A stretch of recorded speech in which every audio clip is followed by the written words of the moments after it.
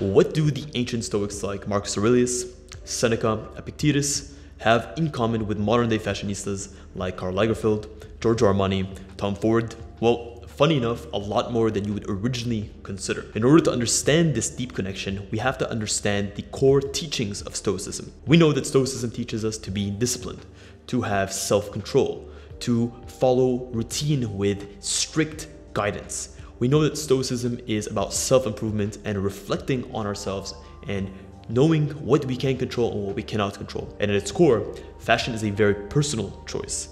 The way that we choose to dress represents how we view the world and how we view ourselves. So on this episode, I'm going to be teaching you the Stoics guide to dressing well and how to approach fashion in a day-to-day life.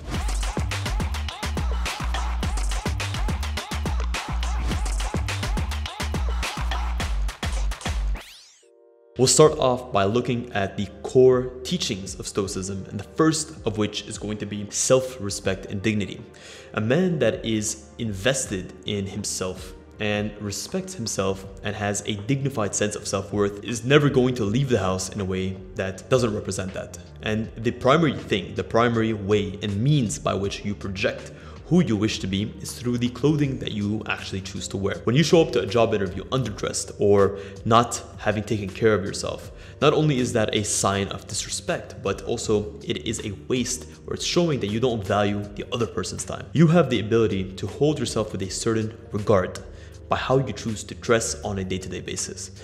And this doesn't mean that you have to dress in the most extravagant way, but believe me when I say, put on a three-piece suit, go to the extreme, and watch how you immediately transform in how you view yourself. There's a different aspect to who you believe you can become when you choose to dress a specific way.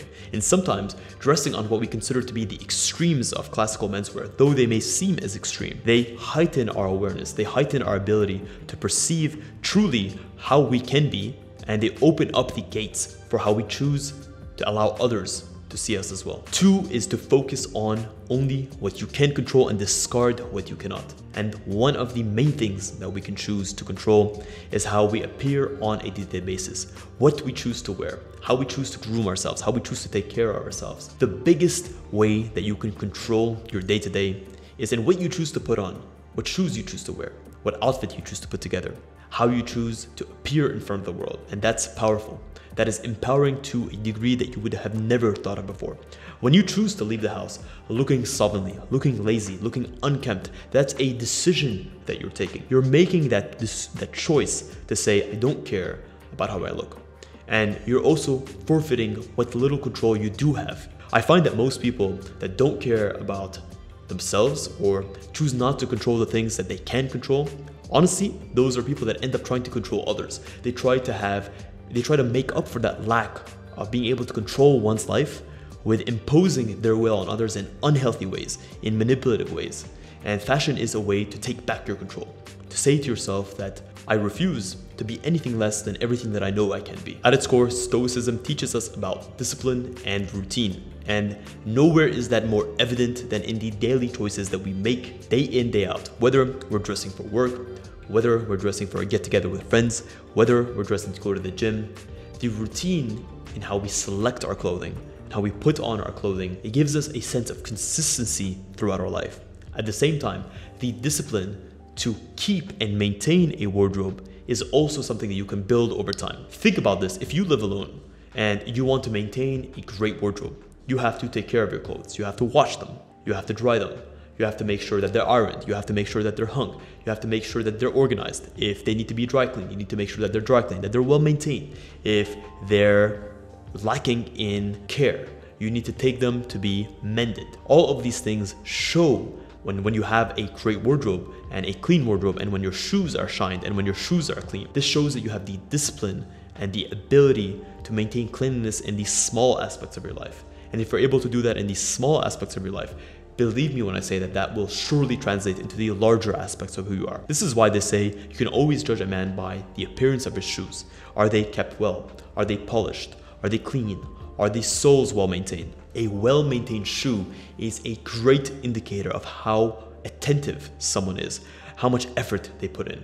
It's in these small things that you can extrapolate to these larger things. And sure, it may not be the be-all, end-all, but believe me when I say that I've never met someone that has a meticulous wardrobe, that maintains them very well, that doesn't treat others with respect, because they're humble enough to know that they need to maintain the small things so the big things matter. They're people that are hardworking, they're conscientious.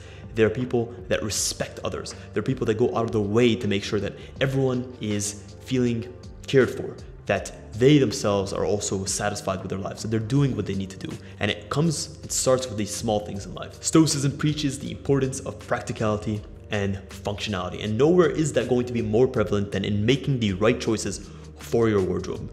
A great quality wardrobe and someone who understands fashion is not going to invest his time and his effort and money in logos and brand names and trendy items and items that are here today, gone tomorrow. Instead, you're going to focus on the practicality of your pieces, the versatility of the pieces, the quality, the craftsmanship, the ability to appreciate the finer things that are not for others, but they're more for you.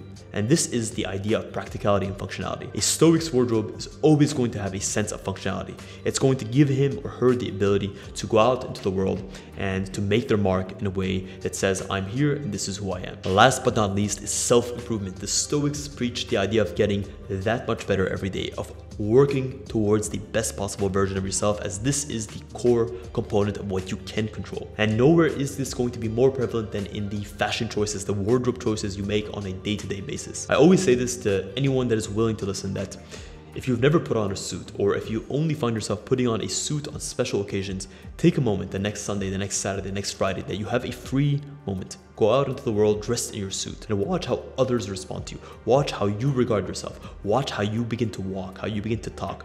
That ability to improve yourself, to improve those core aspects of yourself with these simple wardrobe change are actually tangible. You can take effect by doing this tomorrow. Do not underestimate the power of being well-dressed and regarding yourself well. If you're someone who wants to improve yourself, don't only focus on reading books, don't only focus on the business, don't only focus on the things that are outside of your appearance. Make sure to take care of yourself as well. Go to the gym, dress well, groom yourself. These things are integral and core components of any self-improvement regimen.